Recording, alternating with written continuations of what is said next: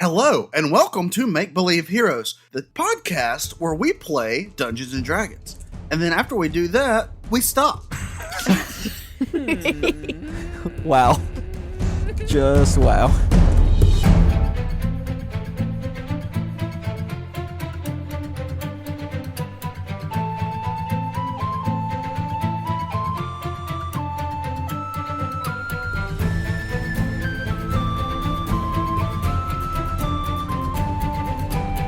Hello everyone, welcome to Make Believe Heroes, the actual play 5th edition Dungeons and Dragons adventure of your heart and mind. And mine. I'm Paul. I'm your dungeon master, weaving this story of intrigue and Death.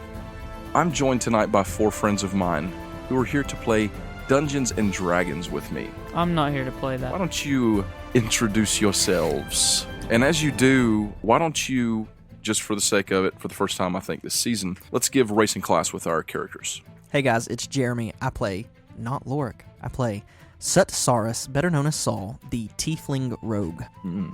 Rogan. I'm Jeffrey, and I play Kjorg, the half-orc fighter. My name is Alan, and I play Braxxon, the human ranger. My name's Felicia, and I play Misk. I am a tiefling bard. Jeffrey, what do you think I'm going to roll in this shot D20? You're gonna roll a 6. Oh Wow, my really gosh! close. I said a 7. It was a 7. She called it. Oh, so nice. she Nice. wins. So Felicia, you get to pick who gives us the recap. Oh my gosh. I mean, pick Jeffrey. That's evil. Don't do it. I picked Jeffrey. All right, Jeffrey. This is going to take 12 hours. We're going to be here all night. So what just happened literally It can't be as bad as 15 mine. minutes ago in real life when we last played Dungeons and Dragons? Okay. Okay. Last time on Make Believe Heroes, Kjorg saved everyone. And everyone loved him. Yes. And he stole the mayor's expensive brooch. He did. Yes, he did. That happened. And that's all that's important. Okay. Filling in some of those blanks. I mean, that is basically what happened. You guys ran into a burning building, saved a bunch of people, saw some mysterious figures in black robes with white masks that had a symbol over the mouth of an eye, half open, half closed. You all met the mayor, Braxxon Tariq, who came out, hammed it up between the 4 of you, and then presented you as his token heroes and lauded you, and people were chanting Kjorg. He was so fake. You know, he had that real politician vibe going on as he raised your hand into the air and the crowds began to chant Kjorg, Kjorg, Kjorg. But they were also cheering and clapping for the rest of you. But mostly me.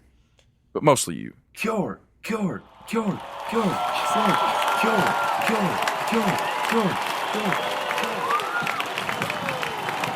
And after a while, that starts to die down some, and people come up, they want to shake your hand. Everyone that was in the house wants to thank the 4 of you, and each of you accept that happily or don't in your own way. There's probably a lot of Misk having to make excuses and apologies for Saul, who is insulting people and calling them peasants left and right. Get away from me, peasant. Where's my drink? Brackle being Brackle. Braxxon the whole time is just sort of circling around and talking you up, and he makes the statement to many different people almost as if he brought you here on purpose, like he's really trying to spin it that he chose you all correctly when he gave you permission to come and set up, even though, you popped up out of the 9 hills, Saul, and Misk, you were probably just a name in a long list of people that bought booths for this festival, and he probably doesn't have any idea who you are. As this is all winding down, and it takes a while. There are a lot of people here. Brackle, after a time, Lelia even makes her way over there. Everyone in the city has come to see. It's finally starting to wind down. The mayor's going around saying his goodbyes, gives a little speech, and then he makes his way toward the 4 of you as you're probably splitting up and the night's winding down. It's getting dark now outside, and the house is burning down, and even though there are people that are wounded, everyone's spirits are pretty high based on the fact that no one was killed. And after a time, Braxxon makes his way over toward the 4 of you, and he comes to you, Misk. It's Misk, correct? Yeah, that's correct. Yes, I just wanted to make sure I didn't get it wrong. I just wanted to say one more time how appreciative I am that you were able to bring your friends and do such a great thing for the city of Branshire. I mean, we just tried to lend a helping hand. Oh, no need to be humble. You're a hero. I mean, you heard them chanting Kjorg's Kjorg. name, and don't you think for 1 second that wasn't for you too. Kjorg is just, I mean, it's a catchy name. Very marketable. Yeah, it is. Well, he is the people's champion. I don't know if Yes. you've heard about that. I heard that, yes, many times. You need many to come times. see our show sometime. Oh, but just most to let certainly. You know. Most certainly. Look, before everything breaks down, we all go our separate ways for the night. I wanted to just quickly touch base with you. You see, at some point this week, I would love to, well, capitalize on, well, if I can use that word. That's a little too business-like. I'm not trying to take advantage of anything, but the four of you are the most exciting thing that Branshire has had probably in decades. I mean, certainly as long as I've been here. And I'm certain that my wife, Bridget, would love to meet you. All four of you. Well, I think Of course they'd like to meet me, he says over her shoulder. Yep, Saul pops. Oh, yes, of course. I'm confused. I've heard different things. Is it Saul or Sutsaris? You can call me Sutsaris. Okay, Sutsaris. Yes, of course. I would love for you to meet her. I'm thinking maybe we could have a sort of, maybe a little, I don't know, event tomorrow morning. Event. when would you like to have that? Tomorrow morning would be great. Okay. Maybe on Circle Street we could have a sort of, I'm thinking like a press conference of sorts. I'll come, I'll bring my wife. Nothing big, just get together. We show the people that we're going to work together because I don't want to. Kind of pulls you in a little bit to speak secretly. He just sort of leans in. He says, keeping it quiet right now, but we believe there's a good chance that perhaps my sister-in-law, one of the Solaran daughters, my wife Bridget, her youngest sister Brianna, that she was actually kidnapped during this whole thing. The only person that I think is standing close enough to hear what he's saying. Are any of you trying to sneak up and hear what he's saying? No, I'm celebrating. Saul is listening. You're right there. Saul has not backed off. What about Brackle? Brackle's always listening. Always. But how close are you to the mayor, would you say? I am basically piggybacking on him. I would say, would Brackle try to keep close to the mayor to keep an eye, or would he try to sort of put distance between the two of you? He would be close, but no cigar. So, Saul, you and Brackle both roll me a perception check. It's a 17 on the dice. I got a dirty 20. Brackle, you have trained your ear to zone in on those things. Your perception's a +0, Saul. So I have a 17. Saul, you are standing close enough that you don't have much trouble hearing either, as he reveals to her that Brianna, the youngest sister of my wife, well, one of the staff from inside the third house, has come to me during the celebration here to inform me that he was approached and accosted by one of the black-robed figures, and that they informed him that they had the princess, which she's not really a princess. That's simply a nickname that she's adopted over the years, being the youngest daughter of the late Lord Solaron, but he was informed that she had been kidnapped, and, well, this is her house. I'm surprised that no one has noticed that she hasn't made an appearance. It's only a matter of time before it all comes out, and we'd like to get ahead of it, so perhaps in the morning we could make an announcement that we have discovered that she had been kidnapped, and that you four were going to be our task force. I like that. Let's call it a task force to go and find her, bring her home safely. That sounds good, but almost too good. How do you mean? What kind of money are we talking about? He grins. You just get right down to the matter, don't you? That's usually what I ask first. Money is not an issue. I can promise you there will certainly be a fair reward. Brackle, you hear this. Do you react any way or do anything, or do you just kind of keep it to yourself? I just kind of keep my own counsel.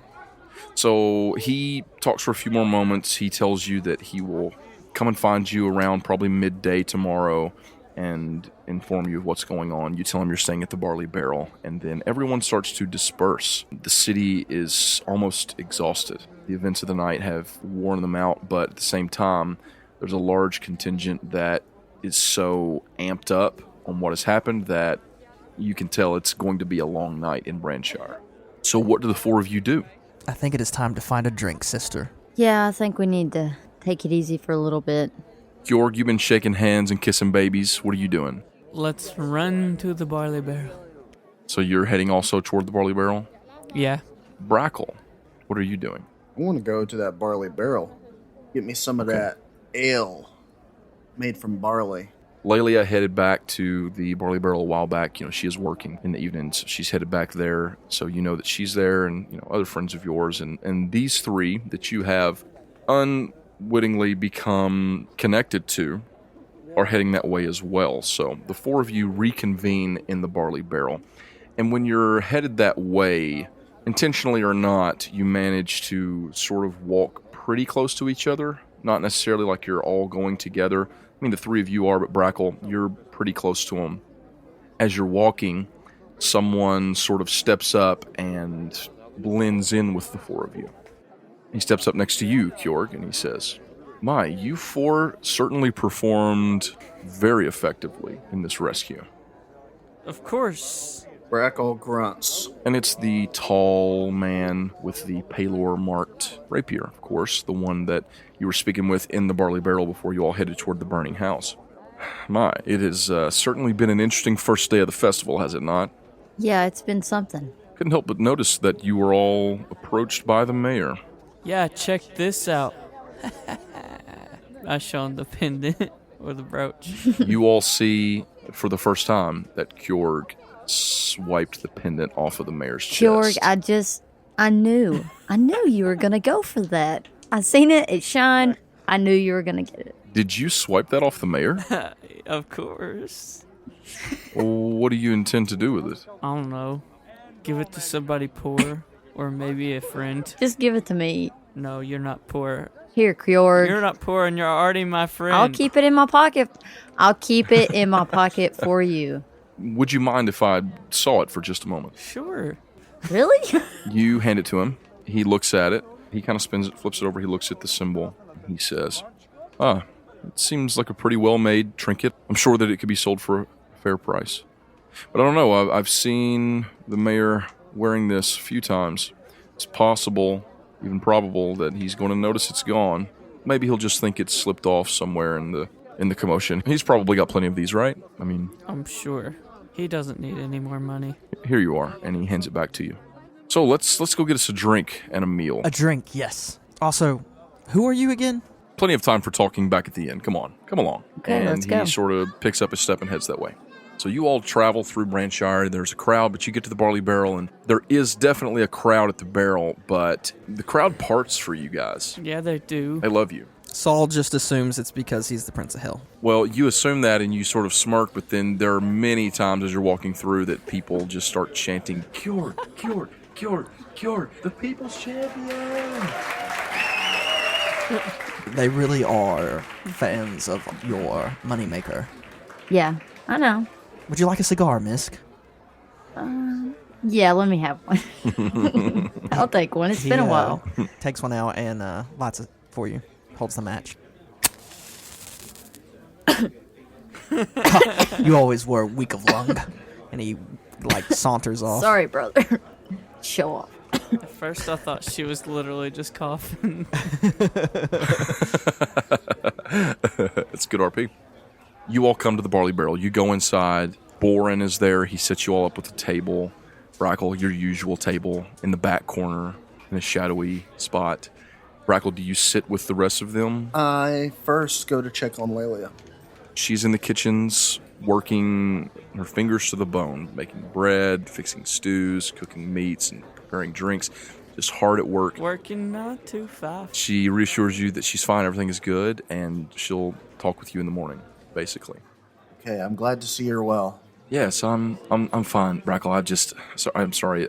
This place is busy. It is busy. You see the three of them over there. Well, the four of them, along with this mysterious figure in a corner, getting some drinks and some food brought to the table. Do you join them? I do join them. When Saul comes in, he immediately goes to whatever looks like the nicest table there. Like, I'll have your most expensive bourbon. And he just stares at her, like he's waiting for her to run off. For who? Just whatever waitress is there? Anybody, waitress, peasant that's staring Anyone. at He's just Kjorg, pointing at just someone. first human that looks like he should speak to.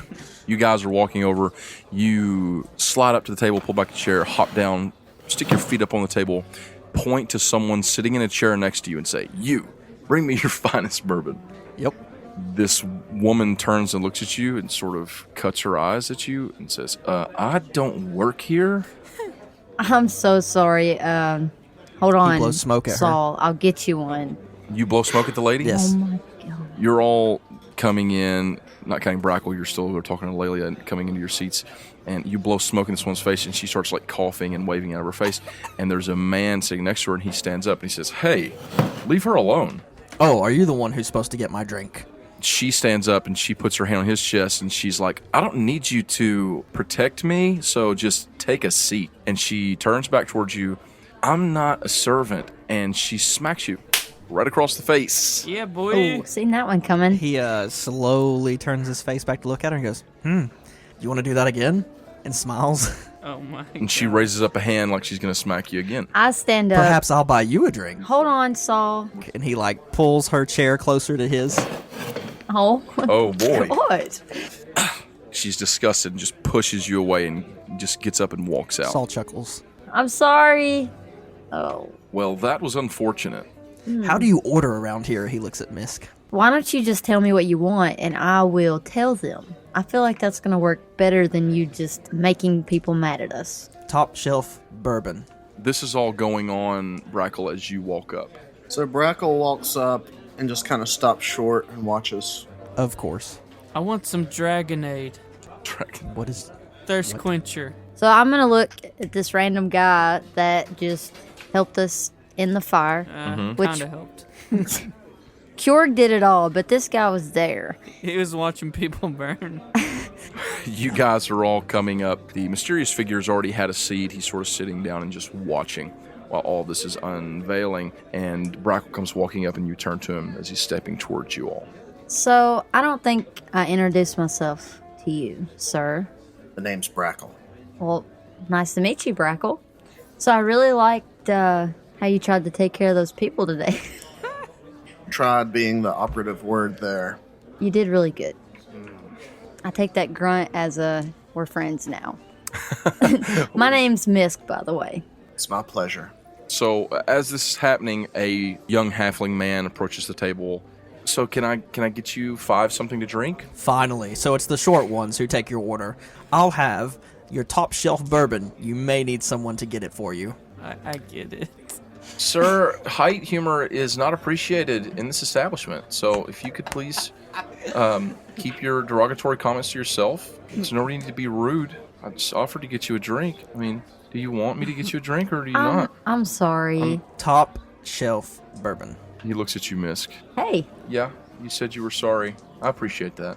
well, you better appreciate it because I'm going to give you a huge tip later, so... I appreciate that. You know, things get crazy when there's just so many people here. I know, It's I'm never sure been this that busy y'all in the are- barrel. It's never been this busy. I'm sure that you're just running back and forth. I'm so tired. I bet you are. Man, I could really use a nap. Can I get some Dragonade? He would like some Dragonade, and I think I would like that as well. Glacier Frost. You just mean like the Yes. sweet, Yes. Thirst Like- quencher. big on electrolytes? Yes. Yeah. Yes, you know exactly what we're talking about. That's one of our favorites. I think we might have some. In a giant cooler. Okay, we might have some. I'll get that. Food? You guys want some food? I'll tell you what. I'm just going to bring a spread. How's that? That would Sound be good? great. You're like the best waiter ever. A spread of your finest meats. Whichever sacrificed peasant you have today. Shut up! He gets a grin on his face. He's like, thanks. You're pretty cool too. Thank you. And he turns around and he goes off to the kitchens. Wait, Yeah, Brackle, I'll get you the usual. No worries. Shagrams. That's right. Shagrams. He goes to the flippin' kitchen. Victory. You all sit down? Yeah. Yes. Well, nothing's ever easy with you four, is it? Nope. Well, we've never really been us The four. DM appears in the room and he goes, "No flippin' joke," and then he poofs back out of existence, Saul throws a dagger at him. and they forget that it ever happened. Well, while we're waiting on some food and drink, it seems like maybe we have some business to discuss. Yes, kind of had a proposition from the mayor earlier. Yeah, I heard that. You did. How'd you hear that? Oh, I was right there, pretty close by. I'm pretty sure you weren't. Well, let's say that I have a way of finding things out. Huh. How about that? You see, I'm actually working with, well, there's a group of us that are trying to work toward the betterment of Manumi as a whole. He's been leaning back and looking very relaxed, and now he sort of puts his foot down on the floor where he had it cross over his leg. He leans forward, puts his elbows on the table, and he says, "I'd like to discuss the possibility of bringing the four of you, well, maybe the four of you, at least three of you, into the fold here. You see, I'm looking for the type of people who, figuratively and literally, are the ones who would be first to run into a burning building. And that is exactly what the four of you did tonight." There was some prompting. Sure, there was. But even with that, most people run toward a building that is on fire and exploded. They're not going to rush in. Most people are going to stop. It's probably a good thing we headed that way because it looks like no one else was going to in the first place. But also, I don't know. I've never felt like that before. Well, you have to understand the people of Branshire aren't used to that sort of excitement. You know, there's not usually exploding buildings in Branshire. Not that that's a commonality anywhere in the world necessarily, but there's no Protectors Guild in Branshire. Brackle, you've lived here all your life, right? Yes. So you know the people of Branshire. You know that they're a kind and generous sort. But if we're being completely honest, they're also somewhat naive. That's true. That's why I'm here. Silent protector. Guarding sentinel. Yes, Dark Knight. you're Batman. I shoot him in the face. Shots fired. Shots You fired. hug him, lightly kiss him on the mouth, and then light a fireball between the two of you. Oh. Too soon. Sorry. What's going on Too here? soon.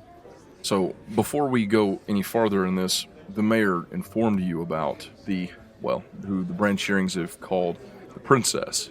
Yes. The mayor wants us to assist in helping to get the princess back. Yes. He wants you to Brianna? bring Brianna. Brianna, yes. Brianna. He wants you to bring Brianna back. He wants you to find her. And he said there was a rumor. You know the old man, he says, turning to Saul, the old man that you two carried out there at the end of all the excitement. Yeah. Gerald. The feeble one. Yes, Gerald, I believe, was his name. He was apparently A peasant. Shh.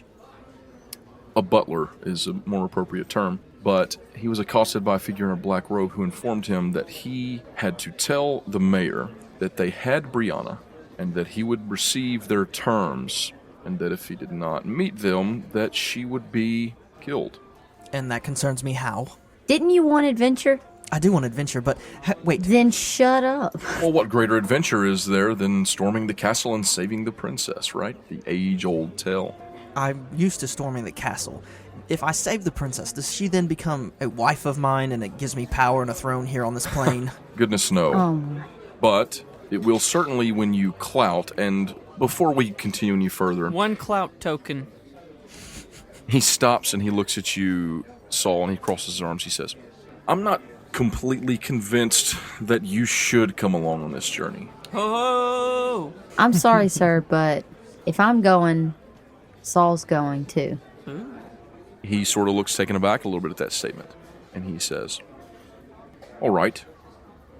Well, for now, let's proceed as if that is the case, that you will lend your hand. You certainly helped in the danger today, so I'm not saying that you can't be of some use, but your attitude does concern me. So let's continue. Brackle." My attitude says one of not royal blood. Saul? No. Brackle, you can probably speak better than I of how things have changed recently in Branshire. Yes. How Lord Tyrene, the benevolent and loved mayor of this city, how that he passed. Yes. And just stop me if I say anything amiss, but Yes. The Lady Bridget, the eldest daughter of the Lord Solaron, she had the opportunity to become the heir apparent. She had the right to become the first female lord of the city in, well, over a century. She was well liked. From what I understand, people were ready to accept her as the Lord of Branshire, but having recently married this charismatic figure, Braxxon, a foreigner, strange suitor who came simply looking to make trade with the Lord Tyrene, she married him and was so smitten that she waived her rights as leader of this city, and he became the Lord Mayor of Branshire. Is that correct? That's the way the story goes. Hard to believe, but yes. Let me be frank with the four of you. And he leans in sort of quietly. The people of Branshire are loving and kind and generous and neighborly sort. And because of that, they are loath to say anything bad or negative or hateful or even suspicious about someone else. I don't trust Braxxon Tariq. I don't trust him as far as Misk could throw Kjorg. I could throw him pretty far. You want to see? I want to see. I would like to see that, yes, actually, but maybe later. And about this time, he leans back, and kind of gets we got to stop talking for a second look as they're bringing food to the table, and they bring you ham and soups and breads and cheeses. It's a pretty nice little spread. I mean, it's nothing fit for a king, but it's definitely a hearty, hearty meal. Hardy, hardy, hard. Dig in, boys.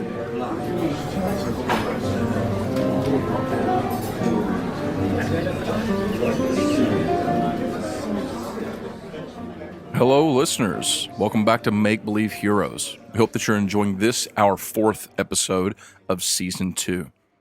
Also hope that you had a chance to check out our Halloween special, which we released last week on Thursday. We had a chance to play The Forest Hymn and Picnic, a new RPG that was kickstarted by Cecil Howe or at Sword Peddler on Twitter. If you haven't had a chance to listen to that yet, you should definitely do so. It was a ton of fun. We had a great time playing it. And our very own Alan was the narrator / game master for that session. So The Forest Hymn and Picnic, you can find him on Twitter, or you can go check out his website online.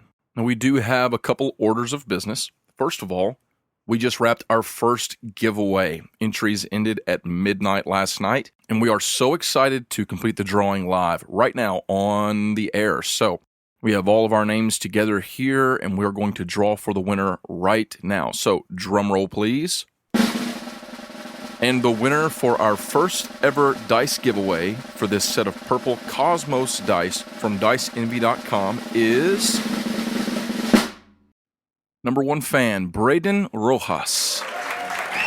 Thank you so much for entering, Braden. Congratulations on winning these awesome dice, and we'll get with you via email to find out about where to send them. And I hope that these dice never roll you crit fails. And if they do, blame Alan because he picked them. So, thank you so much. Thanks to everyone who shared us on Facebook and Twitter and left us a 5-star review. Sorry you didn't win them this time, but don't worry, because in December we'll be doing another giveaway, and hopefully we'll have a steady stream of these things coming from here on out. Thanks so much for the reviews and the shares on Twitter and Facebook, and be sure to tune in December for our next dice giveaway. Speaking of dice, DiceEnvy.com is where these buttes came from, and DiceEnvy.com offers some excellent special dice that you can't get anywhere else in the world. I actually recently bought a set of their very limited wooden dice that are just beautiful and handmade, and I love them. And these were actually part of their dice subscription service, limited edition dice, only available through that, and they had some extras that they sold at a great price. So you should go to DiceEnvy.com right now and use the code HEROES to get 10% off of your next order. Looking for a gift for a friend that loves to game?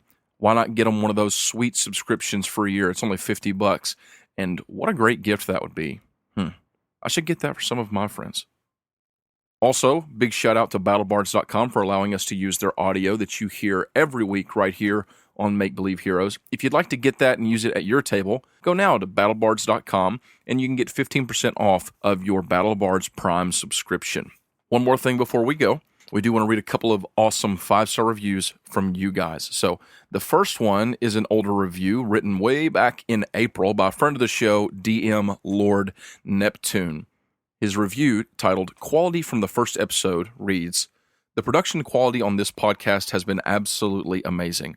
Music, sound effects, ambience, story, it's all there. Getting to know the players through some of the bonus episodes has helped to make the podcast even more enjoyable, which is great. Also, it's really interesting that they plan to do a different campaign effectively every season. It sounds like they want to ramp things up with these characters to produce a huge emotional story arc, and once that arc is finished, move on to new characters to show off the RP chops of these players. It's worth sticking with, in my opinion, and I look forward to continuing on this journey to find out what happens to these reluctant but not really heroes." Thank you so much, Lord Neptune, and you can check him out on their podcast, Character Creation Cast. You can check that out on iTunes, and you should do so. One more review comes from Cow Chicken. Awesome name. This review reads, "Unexpectedly great. First of all, let me express how excited I am that there's finally a D&D podcast in the world where the players seem like they're at least half-decent people." Wow, thank you. When I was scrolling through the list of D&D podcasts, I could not find a single other clean podcast in the entire app. And so when I found this, I was carefully optimistic. Definitely a good choice. Great and engaging story, fun players, and good people. The story is something that, as a DM, I envy, and the world of Monumi is a wonderful place that, again, I wish I had the time and talent to make a constantly flowing place such as this. Love it, guys. Keep up the great work. Wow. That is some truly high praise. Thank you so much for your comments on Monumi. I do work hard on it, and we do work hard to make this game clean and fun for everyone. It's awesome to hear that you guys are having as much fun listening as we are playing. So thank you so much for tuning in. And that's about enough of me talking for now. Let's get back to the story and find out what's going on with this mysterious man and the Pelor-marked rapier in Brandshire.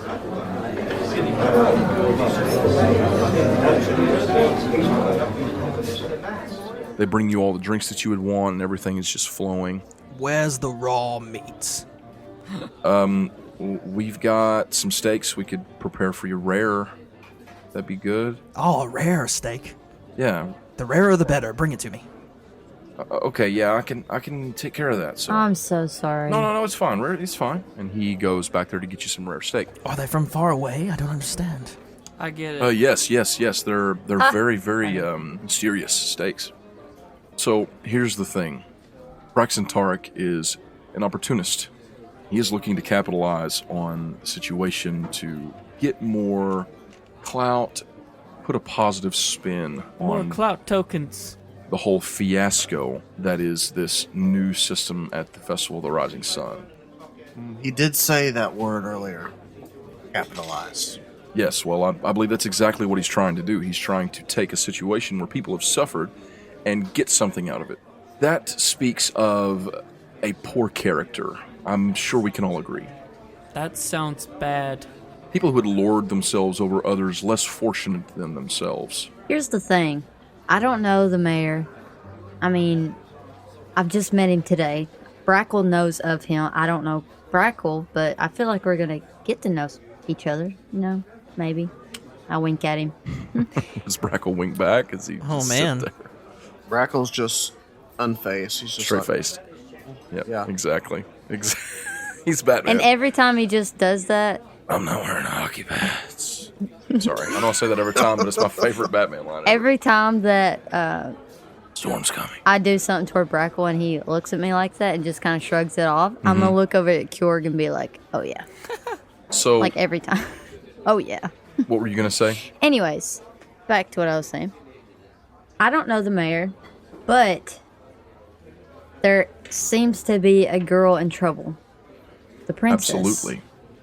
I mean, they said there was going to be money if we get the princess. So why not get the princess and then, you know, get the money and maybe help the mayor, you know, if he wants some more help. Here's the whatever. thing. Where is she? I don't know. Where is she? Where's the detonator? Where's the princess? Where is Brianna? In another castle. Do you have a lead? He did not tell us. He turns to Kjorg. Do you have any idea where she is, Kjorg? Somewhere away from here. That's a fair assessment. Brackle, any leads? Did you find anything? It's been but a few hours. I haven't had time, although I did hope to patrol tonight, see what I could learn. Nor has Braxxon Tariq. His sister-in-law, the youngest daughter of the Solaran family, has been kidnapped and he's keeping it secret. He has not sent people looking for her. He has no one searching through the remains of the third house. Not that there probably is anything left. It's probably burnt to the ground now. He's not concerned about Brianna. He's concerned about sometime after noon tomorrow, getting you together and holding a press conference in the middle of Circle Street so everyone can cheer about how good of a mayor and how concerned he is. That doesn't sound like that terrible of a thing to do. It certainly doesn't sound like the actions of one who is overly concerned about the safety and care of his own family. I believe you. I'm not saying I trust him. I don't trust you either. I don't expect you to trust me, Sutsaris, and I certainly don't trust you either. Good. Neither do I. Let me make this simple for you. I'm prepared to give you information that I believe will probably lead you in the direction of where you can find her. Then tell us. I need a commitment from you. All right. So let me first make my offer. Braxxon Tariq is a wealthy man. He is also a greedy man. He's not going to pay you above what you would expect. He's going to give you a fair price. I'm prepared to pay you an exorbitant amount of gold for your help in this particular situation. 30 horses and a fence. Yes, as Kjorg And has a said, fence. plenty. You'll need wagon. Nice. We always wanted a wagon. Here's what I need from you. I need you to leave. Tonight. Tonight. Tonight. To leave. To where? Well, that's the trick, isn't it? Before I tell you, I need you to snuff Braxxon Tariq. I need you to ignore his summons. I need you to be out of this city before the sun rises. I don't want you to meet him. I don't want you to play party to his games and parading you around. Sure, the people of this city love you, and they'll continue to love you regardless of anything that the snake-tongued mayor has to say about it. So, what I would like is for you after this meal, gather your things and leave. If that's what you want, sir, who we still don't know your name. I believe that you are safer not knowing my name for now. Okay. Also, I need to protect those that I am aligned with. You need to give us some kind of assurance that you're not just pulling one on us, getting us out of town so we can't... You have nothing to offer us right now. 30 horses and a fence. Yes, Kjorg, but that's later, after we do his bidding. Sure, you're right. He reaches to his waist and he pulls out a coin purse. And he brings out 4 electrum pieces, which you all recognize as the most valuable currency that there is. When Misk sees that, she literally flips out. Saul sees 4 pieces of metal come out of the bag and goes, what are we supposed to do with that? Saul, you have no idea. Saul, one of these is worth roughly 100 gold pieces. Kjorg slowly reaches towards them. Kjorg, hold on. I grab Kjorg's hand. I'm willing to give each of you 1 now, and at least 10 more later. I'll take 2 now. You get half of one, Saul. Saul, roll me a persuasion check. Oh. It's a 10 on the dice. What's your persuasion modifier? Going down to it right now, a 5, so a 15.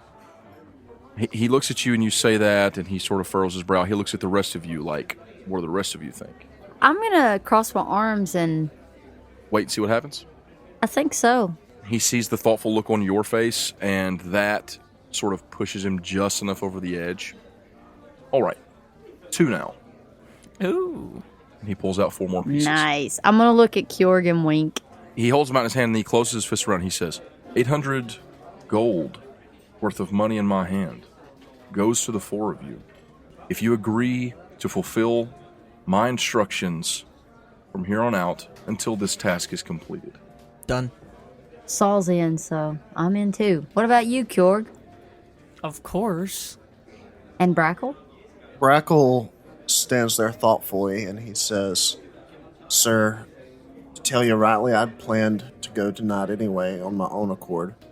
I don't need your money, but I will gladly take up this quest, and if these are willing to help, that'll help us find Brianna quicker, then I support it. However, I Not knowing what you may ask of me, I cannot promise that I'll follow through. I am going to pursue this quest, I just cannot promise that I will follow all of your instructions. But I do appreciate what you were trying to do for Brianna. He pauses, looking at you for a second, kind of scratching the beard on his chin. Brackle, I can appreciate a man of principles. I insist that you take the money anyhow. I believe it could be a big help to you on this journey, and a man can always use more money. So even if you don't expect a great reward, please accept this as a token of my investment in you, and a promise that I will do my very best to never ask anything more of you than you're willing to do. Brackle takes it and says, "You have my thanks." So, have the four of you ever heard of a group of people, let's call them an organization, called the Hot Feet?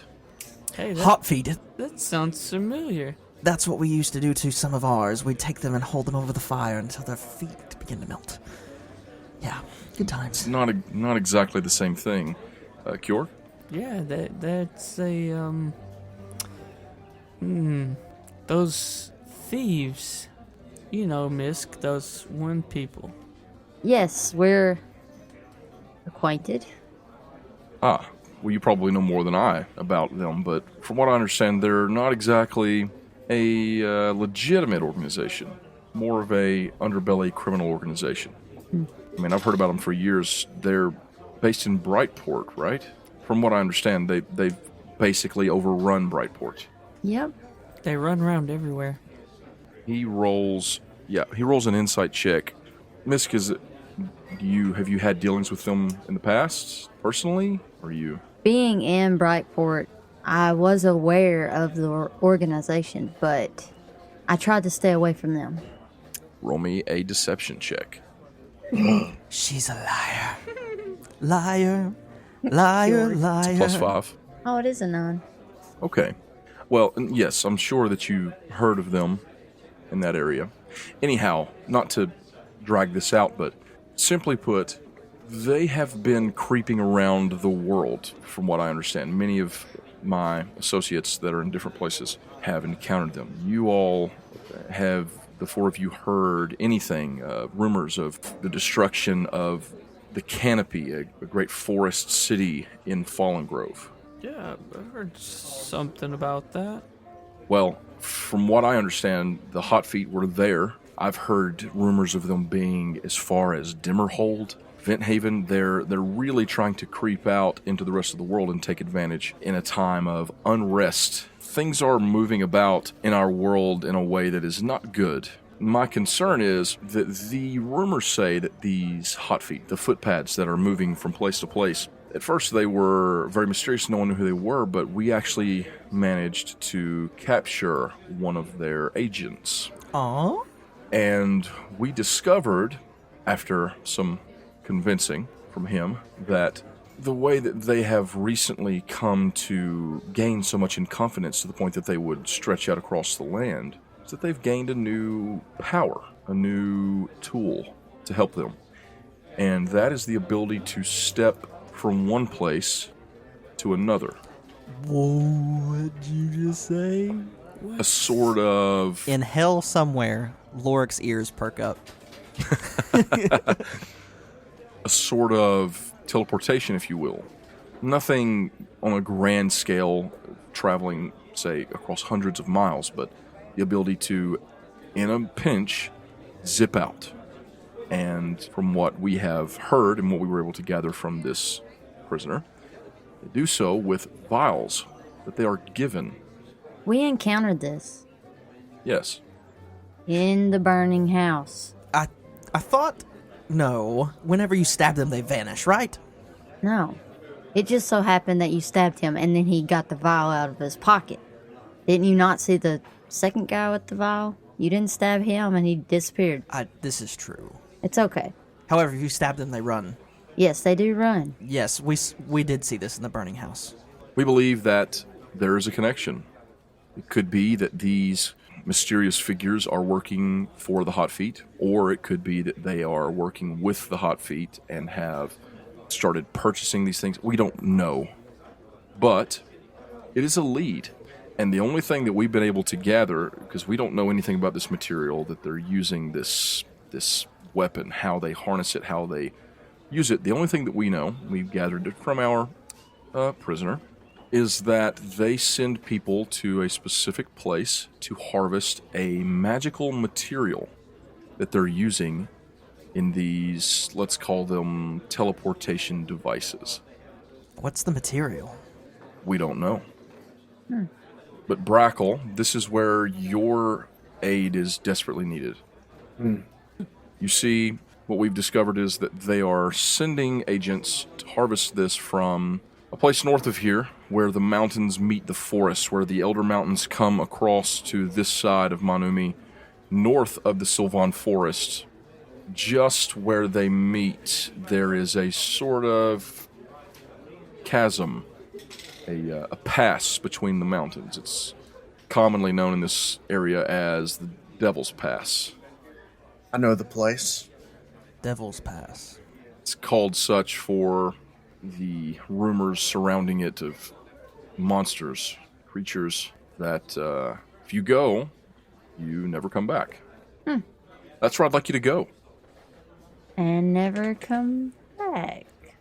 I see you. I believe the four of you will be just fine. I need you to go and see if you can find out what they're doing. So when we don't show up tomorrow to meet the mayor. Oh, I'll take care of that. I had no intention of going in the first place. Well, I mean, I was going to talk about it with, the rest of you, but I mean, we don't need to be running away. I mean, with, people looking Yes. for us and He has things. a short-term memory. I believe that it's as simple as we will take care of spreading the news that the four of you, so overcome with concern for the princess and so invigorated by the support of the community, have decided to go immediately and begin searching for her. Don't worry, I will take care of that. I have a way of spreading the news around. It won't be an issue, but don't think that this is going to be easy. It is very possible that you all could encounter something very dangerous in this place. Kjorg, Yes? how do you feel about fighting monsters? Are they strong? I can't say for sure, but, I mean, you don't get the name Devil's Pass for nothing. And he can't help but take a quick little glance towards Saul. Then I'm definitely down to fight. They've already started to name places after us, sister. Yeah, it's the worst things on Monumi, so yeah. They named us after the worst things on Monumi. Great. Well, the fact is, we don't know what's there. Very terrible monsters, a lot to fear, and they're going and somehow harvesting something that's allowing them to harness this power. So I would like for the four of you to go find out what it is. Perhaps you can find someone there who can lead you to where she is. Do we have an agreement? I'm in. Adventure, money, whatever that's worth. Maybe we'll find a Pelor, Devil's Pass, something we can start dominating this world with. Kjorg, you ready to fight? Always. Kjorg's in. I'm in. Saul's in. The man stands up. I have much to do. I will prepare horses for the four of you and anything else that you might need, food and provisions, so that you can leave right away, within the hour. Are we agreed? Thank you. Sounds delicious. I need more bourbon first. We'll just stay here until you get everything prepared. I agree. Yeah. You all finish your meal, get anything you need, and I will meet you out back at the stables in an hour. Make sure there's a bottle of this. With a swish of his cape, he turns, exits the inn, leaving the four of you sitting there. Saul, don't worry. I'll get you a bottle of that stuff. I don't trust him. I don't trust him at all. You don't trust him. No, why would I trust him? He just gave you a bunch of money. Yes. Didn't Father teach you anything? One of the best things to do is to bribe someone into a situation where you'll have more power over them. Do you think I care what Father thinks? Or what he taught me? I think you should. Well, I came up here, Saul, and got so much money, and I don't even care. So much and now money. I'm getting more money. Do you have a castle? How large is your army? Oh, I've That's a got people. one-man army. That's right. So far, I see one half orc that doesn't even bow to you whenever you walk up. You couldn't take him down with a dagger. My magic will come back. Ooh. You'll see. I trust you. I don't. Listen, Saul, this world is nothing like you would know. It's not like where we came from. Obviously. This place is nothing like home. And you need to just trust me and follow my lead, okay? I've been letting you. You are correct. You have some more experience here. I'm not sure how long you've even been here. It's for me to know and you to find out, sir. Got him. He raises his eyebrows a little bit. If you're gonna go on this adventure, you need to just stick close to me and you'll be okay. Okay? I will learn everything I can from this world, and I'll try to follow some of your guidance. Thank you. See, Misk knows that that's Saul actually giving in. Brackle, we're friends now.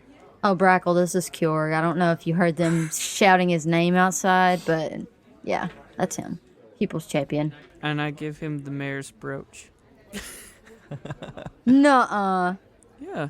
How does Brackle respond to that? Brackle takes the brooch, looks at it, looks it over, and it had a swirly symbol on it, right? It does. It's silver with a black swirly on it. He's looking at it like, what is this? And it's like he's almost holding it carefully, like he doesn't want to touch anything the mayor's touched. Right. And then he puts it in one of his cloak's pockets. Yeah. Puts it in his utility belt. Stores it for later. Yeah, exactly. He puts it in his cheek like a chipmunk. Okay. So Ooh. with that, the four of you finish up your meal. You spend the hour. You gather everything you need and you head to the stables. Yep. And this is where we're going to end episode 4 of season 2. Ooh. Yeet. Wow. Thank you all for listening. We hope that you enjoyed it. If you did, let us know. Tweet at us at MBH Podcast. Follow us on Facebook, facebook.com/MBH Podcast. Go to our website at makebelieveheroes.com. You can send us an email to letters@makebelieveheroes.com. Leave us a 5-star review on iTunes or anywhere else that podcasting reviews are available. Follow us on MySpace. Yes, keep following us on MySpace, please. And, of course, tell a friend. Spread the news. Retweets go up. I mean, it's a big deal when you retweet us on Twitter or you tell a friend or anything like that. It's just the best way you can help us. So please do that. We would love you for it, and we'll just love you anyway for listening. We hope that you've enjoyed this episode. Look forward to seeing you again next week. We love you. Bye, Felicia. Goodbye. Bye. Bye.